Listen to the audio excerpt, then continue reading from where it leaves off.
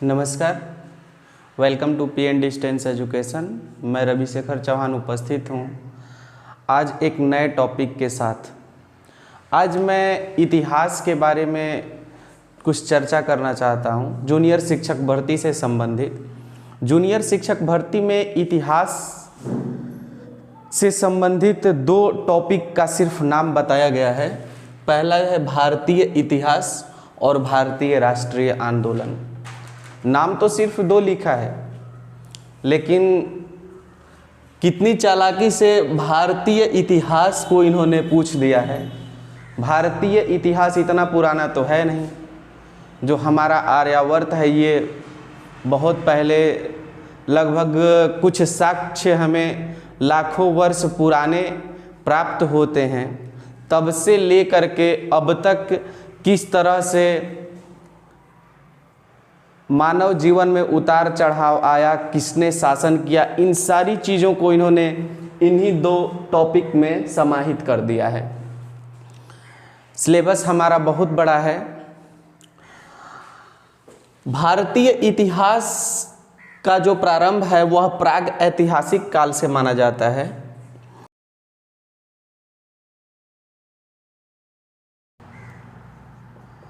पाषाण का अर्थ होता है पत्थर। यह काल 5 लाख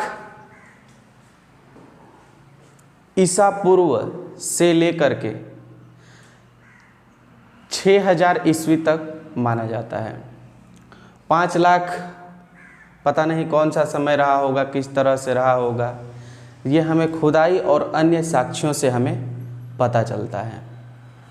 इस समय का मानव क्या करता था, क्या, इसके बारे में थोड़ी सी चर्चा कर लेते हैं। प्राग ऐतिहासिक काल, ये पूरी तरह से मतलब कि मानव जो है कि घुमक्कड़ हुआ करता था, बंदरों जैसी हरकतें वगैरह हुआ करती थी।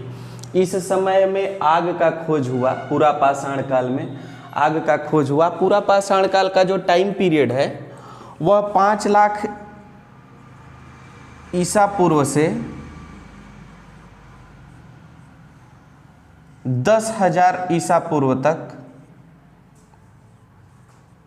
माना जाता है।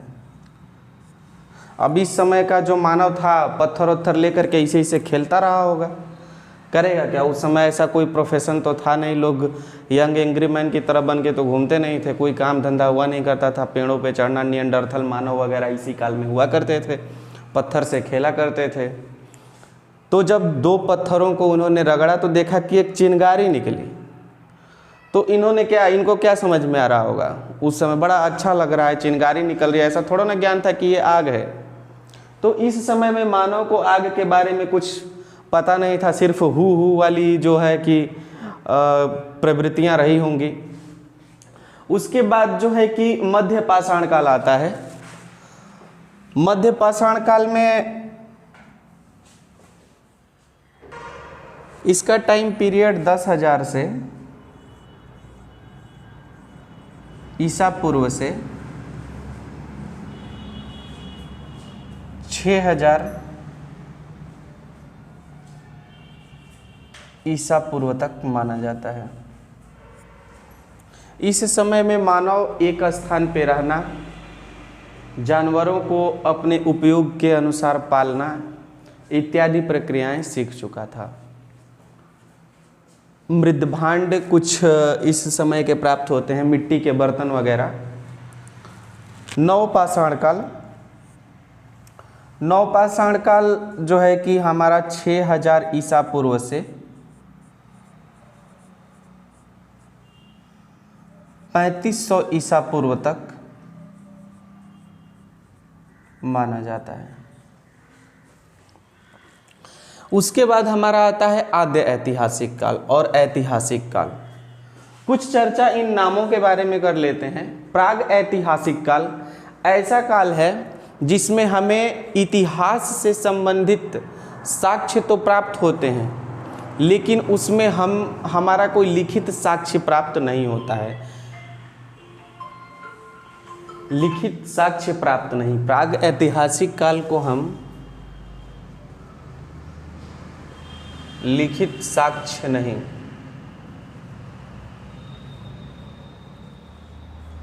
यहाँ सिर्फ खुदाई के द्वारा जो भी हमें औजार वस्तुएं प्राप्त होती है उसके अनुसार हम इसका काल निर्धारण करते हैं और वहीं से हम इस समय के जीवन को समझने का प्रयास करते हैं। उसके बाद आता है हमारा आद्य ऐतिहासिक काल। आद्य ऐतिहासिक काल में हमें खुदाई वाले साक्ष्य तो मिलते हैं और इसके साथ साथ भौतिक साक्ष्य के साथ साथ हमें लिखे हुए साक्ष्य भी मिलते हैं, लिखित साक्ष्य, लिखित साक्ष्य। लेकिन इन लिखित साक्ष्यों को पढ़ा नहीं जा सका, इसलिए इसे आद्य ऐतिहासिक काल कहते हैं। लिखा गया लेकिन उनकी लिखे जाने की जो शैली थी, जो भाषा थी, वो ऐसी थी जो पिक्चर के रूप में या फिर अन्य जो भाषा शैली रही उसकी वजह से हम इसे नहीं पढ़ पाते हैं। उसके बाद हमारा आता है ऐतिहासिक। ऐतिहासिक नाम से भी हमें स्पष्ट है, इसका इतिहास हमें लिखित रूप में भी प्राप्त होता है। जो भी भाषा शैली रही, भाषा रही, वो ऐसी रही जिसको हम पढ़ सकते हैं। इसके साक्ष्य के साथ साथ, भौतिक साक्ष्यों के साथ साथ, भौतिक साक्ष्य के साथ साथ लिखित साक्ष्य भी मिलते हैं और ये पढ़े भी जाते हैं, इसीलिए इन्हें ऐतिहासिक कहा जाता है। पढ़े जाने के कारण जो है कि इसमें अत्यधिक हमको आंकड़ों को पढ़ना पड़ता है। थोड़ा सा यहाँ पे हमको कम ही पढ़ना पड़ेगा, क्योंकि भाई जो चीज़ जितनी कम खोज हुई है उतना कम पढ़ना है, तो ये बहुत अच्छी बात है। प्राग ऐतिहासिक काल के पुरापाषाण काल, मध्य पाषाण काल और नवपाषाण काल से संबंधित कुछ मुख्य बिंदु हैं जो कि परीक्षाओं में पूछ देते हैं। पुरापाषाण काल में किस प्रकार के कौन से साक्ष्य पाए गए, मध्य पाषाण काल में क्या साक्ष्य पाए गए, या नवपाषाण काल में क्या साक्ष्य पाए गए, इसके बारे में प्रश्न पूछा जाता है। तो पुरापाषाण काल में जो साक्ष्य प्राप्त हुआ वो हस्तकुठार,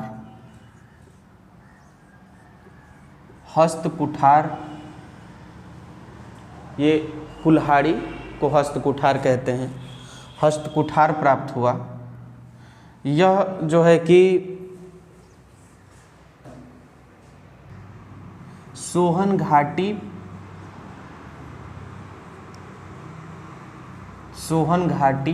पंजाब से प्राप्त हुआ। इसके बाद जो है हमारा हाथी का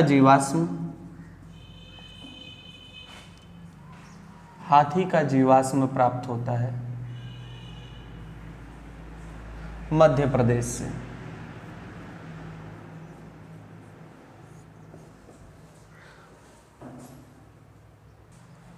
हथनौर जिला, मध्य प्रदेश के हथनौर जिले से हाथी का जीवाश्म प्राप्त होता है। इसके बाद पुरापाषाण काल से एक और साक्ष्य प्राप्त होता है हड्डी की मूर्ति, जो उत्तर प्रदेश के लोहदा नाला नामक स्थान से प्राप्त होता है। हड्डी से बनी क्या करेंगे, उस समय तो लोहा वगैरह की खोज थी नहीं, बेचारे लोग जो ही पाते थे उसी का नाम ही पाषाण काल है। पत्थर, हड्डी, इन्हीं से बनी वस्तुएं अधिकतर हमें प्राप्त होंगी। तो हड्डी से बनी मूर्ति, लोहदा नाला उत्तर प्रदेश, लोहदा नाला उत्तर प्रदेश। तीनों साक्ष्य जो हैं कहीं ना कहीं हमारी परीक्षाओं में पूछे गए हैं। हस्तकुठार सबसे पुरानी जो है कि कुल्हाड़ी कहाँ से प्राप्त हुई, तो हमारा ऑप्शन होगा सोहन घाटी पंजाब से। एक और प्रश्न बन सकता है पाषाण युग का सबसे पुराना हाथी का जीवाश्म कहाँ से प्राप्त होता है? तो हमारा उत्तर होगा हथनौर, मध्य प्रदेश से।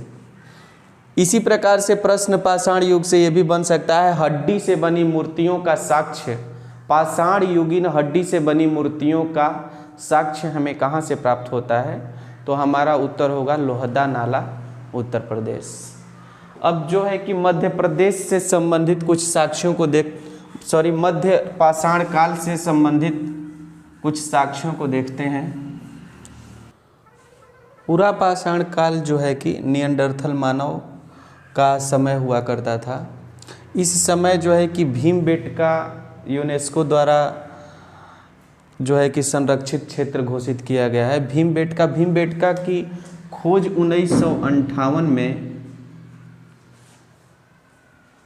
1958 ईस्वी में हुई थी B.S. वाकड़कर के द्वारा। B.S. वाकड़कर भीमबेटका गुफा का, ये जो भीमबेटका है यह पूरा पाषाण युगीन जो है कि कलात्मक शैली है जहाँ मानव रहा करता था, और यह गोदावरी नदी का क्षेत्र माना जाता है। Doctor H.D. संकालिया के अनुसार गोदावरी से संबंधित क्षेत्र जो है वह पूरा पाषाण युगीन क्षेत्र है। हम भारत का इतिहास पढ़ रहे हैं, इसलिए इस काल में मानव के कहाँ साक्ष्य पाए गए उससे हमारा तात्पर्य है। Godavari according to doctor H.D. Sankalia. मध्य पाषाण काल में थोड़ा सा मानव विकसित हो चुका था। मछली पकड़ने लगा था। इस समय मछली पकड़कर पेट भरता था और वस्तुओं का संग्रह करने लगा था। वस्तुओं का संग्रह,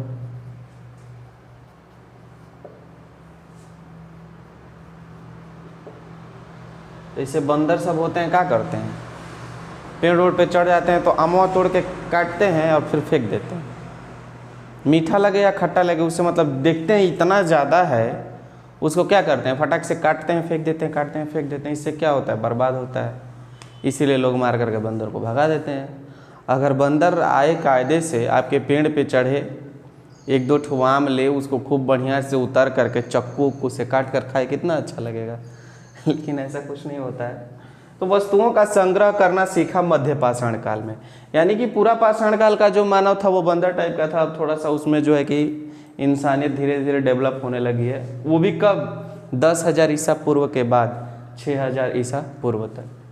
मछली पकड़कर वस्तुओं का संग्रह यह इस काल की विशेषता रही है। इसके बाद है हमारा नवपाषाण काल। इस काल में कृषि का आरंभ हो चुका था। बुर्ज होम एक ऐसा घर होता था जो ज़मीन में खोद करके बनाया जाता था, बुर्ज होम।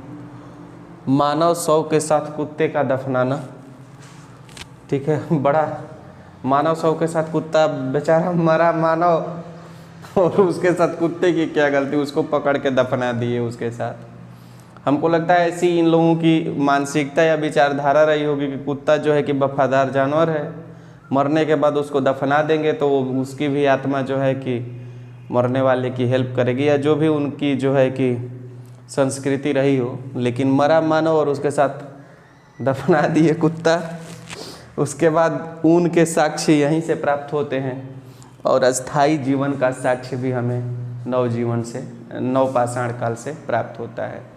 क्योंकि इस समय जो मानव जो है कि पूरी तरह से अस्थाई हो गया था, वह समुदाय और सामाजिक जीवन जीने लगा था। इसके बाद कुछ इससे संबंधित महत्वपूर्ण नवपाषाण काल से संबंधित कुछ स्थल और उससे संबंधित प्राप्त साक्ष्यों के बारे में पूछ देता है। तो मेहरगढ़ एक स्थल है, मेहरगढ़, यह बलूचिस्तान में है। बलूचिस्तान में। यहाँ से हमें गेहूं और जौ के प्राचीन साक्ष्य प्राप्त होते हैं मेहरगढ़ से। हमारे अगला नवपाषाणिक स्थल है बुर्जहोम, नाम भी है बुर्जहोम। यह है कश्मीर में, बुर्जहोम है कश्मीर में। और यहाँ से हमें शव के साथ कुत्ता दफनाने का साक्ष्य प्राप्त होता है। मरा बेचारा ही और दफना दिया गया वो। आइए अगले टॉपिक की तरफ चलते हैं। अगला स्थान है नवपाषाणिक कोल्डिहवा।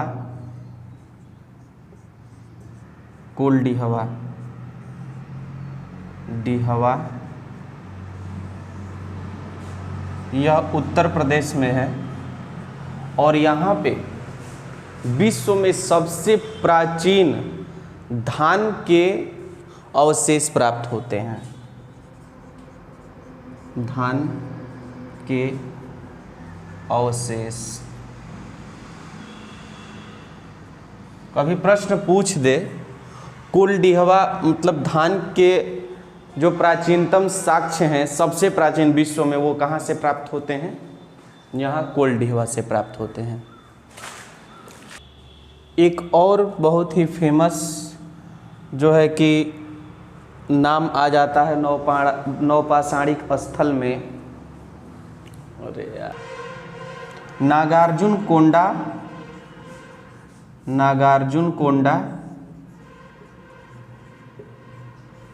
आंध्र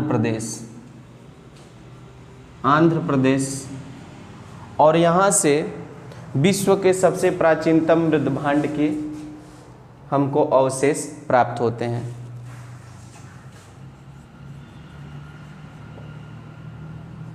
मृदभांड कुछ और नहीं है, जो मिट्टी उट्टी के जो बर्तन हैं उन्हें ही हम मृदभांड कहते हैं।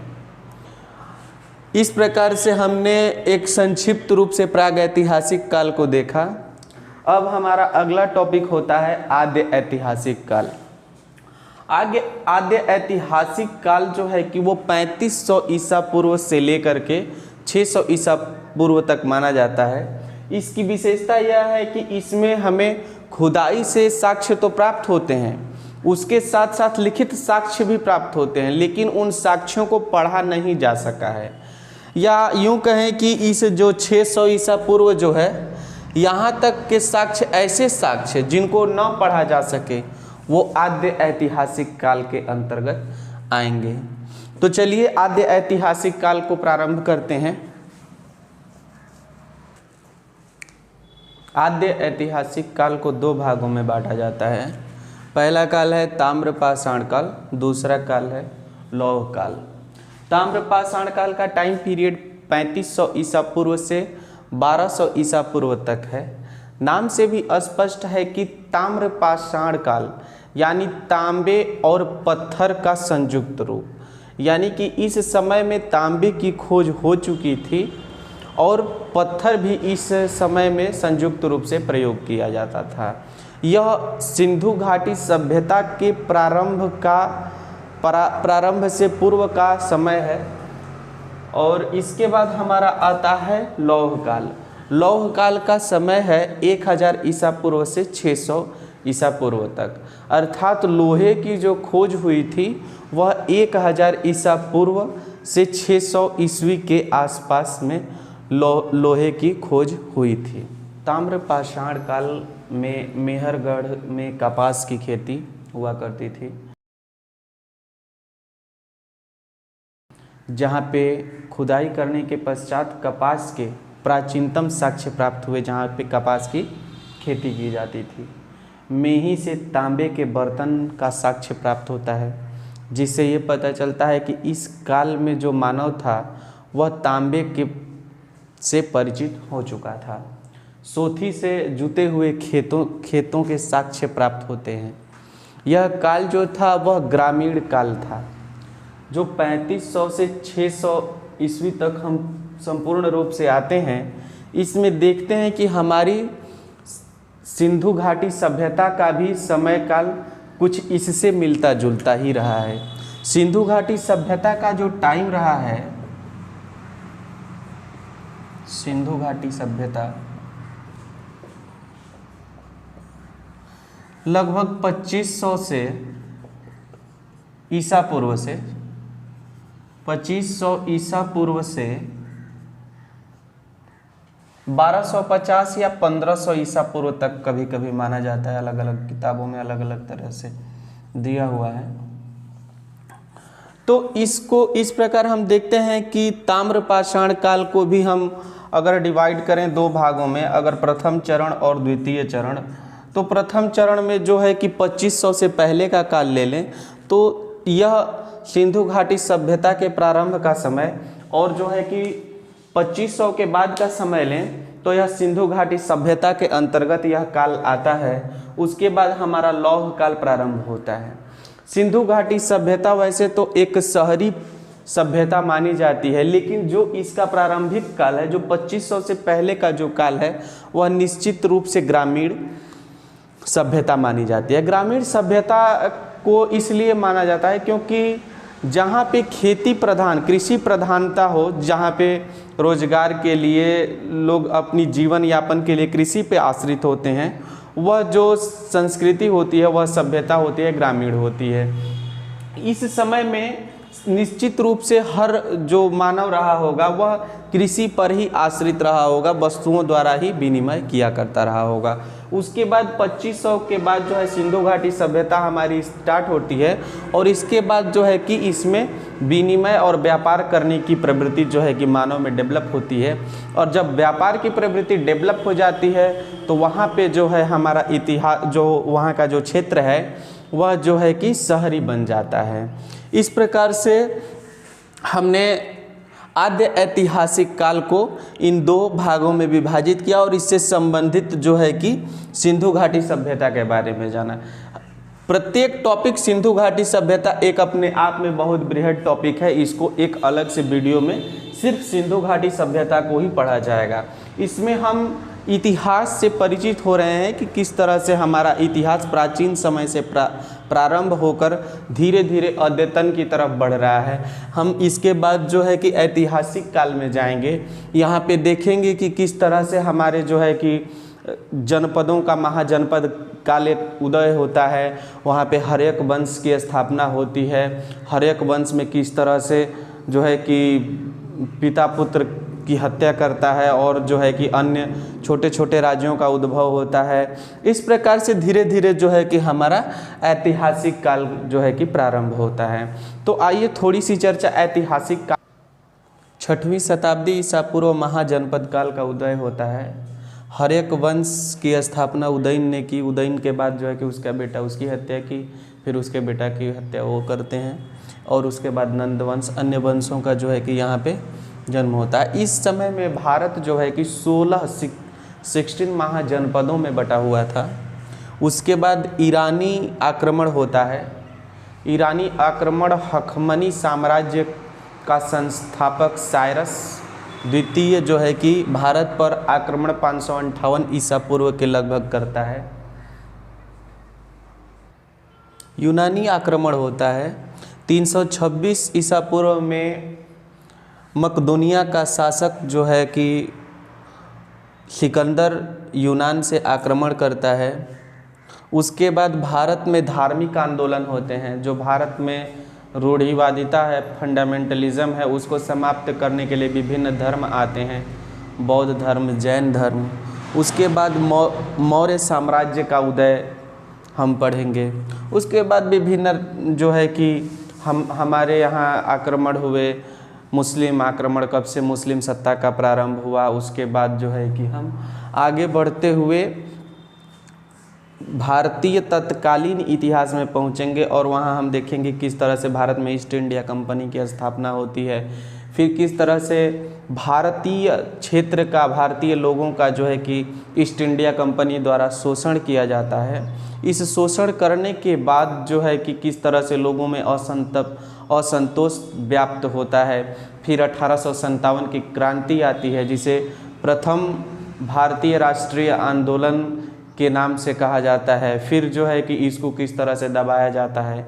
इसके बाद जो है कि भारतीय राष्ट्रीय आंदोलन का कार्यकाल जो है कि 1885 से लेकर के 1950 तक आता है। इस प्रकार से हम देखते हैं कि हमारा जो इतिहास है वह धीरे धीरे किस तरह से बदलता हुआ आता है।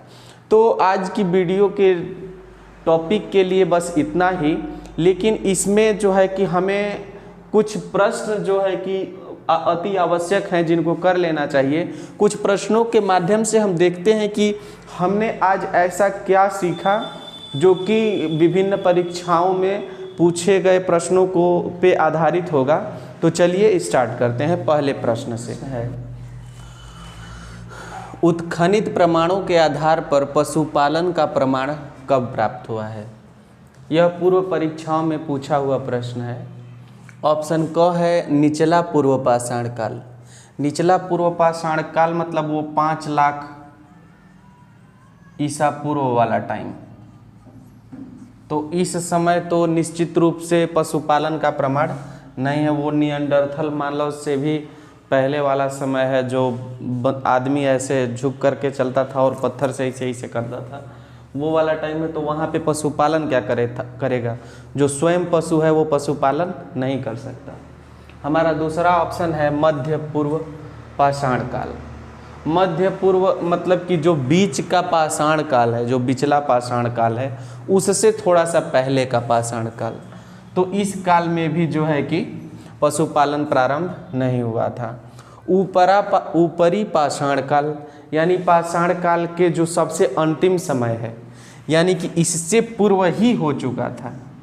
ऊपरी पाषाण काल से पूर्व ही जो है कि हमारा जो है पशुपालन प्रारंभ हो चुका था। हमारा पशुपालन जो प्रारंभ हुआ था वो मध्य पाषाण काल में ही मानव ने पशुपालन का प्रारंभ कर दिया था। हमारा अगला प्रश्न है, निम्न स्थल में से कहाँ से हड्डी के उपकरण प्राप्त होते हैं? ऑप्शन है चोपनी मांडो, ऑप्शन ख है काकोरिया, ऑप्शन ग है महदहा, ऑप्शन घ है सराय नाहर राय। आपका सही उत्तर है महदहा। यह उत्तर प्रदेश में स्थित प्रतापगढ़ का स्थान है, जहाँ पे सर्वप्रथम हड्डी के उपकरण प्राप्त होते हैं।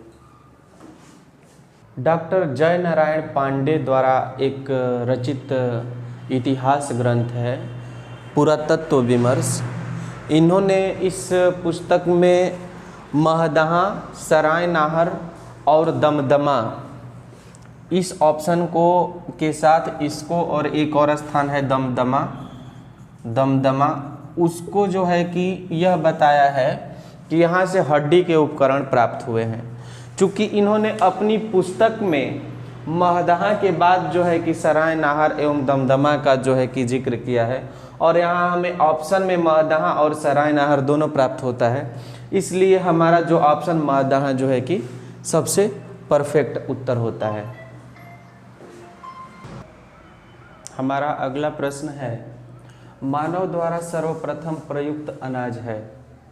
ऑप्शन क गेहूँ, ऑप्शन ख चावल, ऑप्शन ग जौ, ऑप्शन घ बाजरा। सही उत्तर है जौ।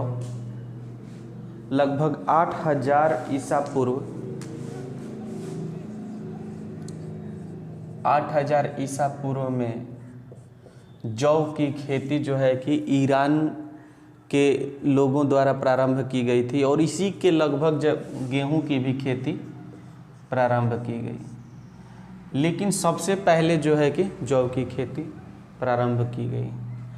और चौथा जो है कि बहुत ही हास्यास्पद प्रश्न है, ताम्रपाषाण काल में महाराष्ट्र के लोग मृतकों को घर के फर्श के नीचे किस दिशा में रख करके दफनाते थे?